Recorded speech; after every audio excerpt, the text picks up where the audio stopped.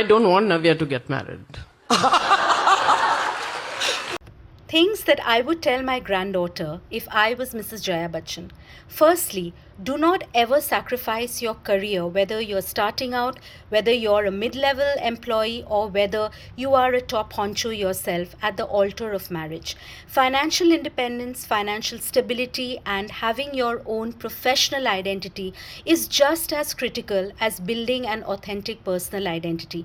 No matter what, do not feel pressurized to quit your job. It doesn't make you a better bahu or a better mother. Secondly, think a lot before you have a child and plan your pregnancies in tandem with your professional growth and professional opportunities.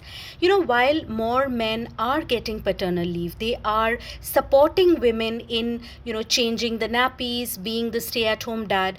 And it's not because, women produce kids, but, we are at risk to postpartum depression. There are lots of health ailments which, await you on the other side, unfortunately. And also, there is an inbuilt guilt bomb.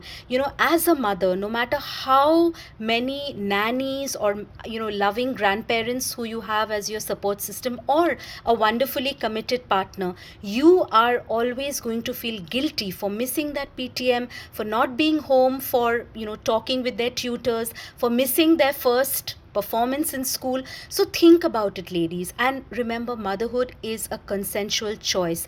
Thirdly, and I know this is going to sound very bitchy, but it's important to discuss the nitty-gritties of the arrangement of marriage. For example, what kind of cleanliness sort of boundaries do you have? What are the things do you like once you come back home from work?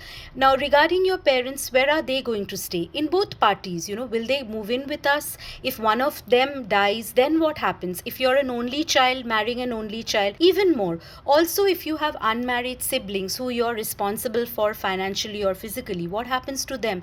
Caregiving tests the patience of marriages, so please discuss that.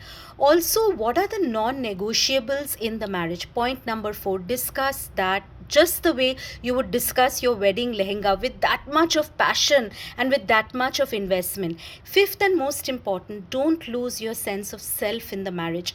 Marriage is about the coming of two souls, but it is also about growth. It's about a commitment to that growth, and it's about how much each of you are willing to evolve and change. So don't lose yourself in your marriage, is my final advice to my granddaughter. Marriage is just one kind of arrangement when two people are in love. It's a piece of paper, according to me.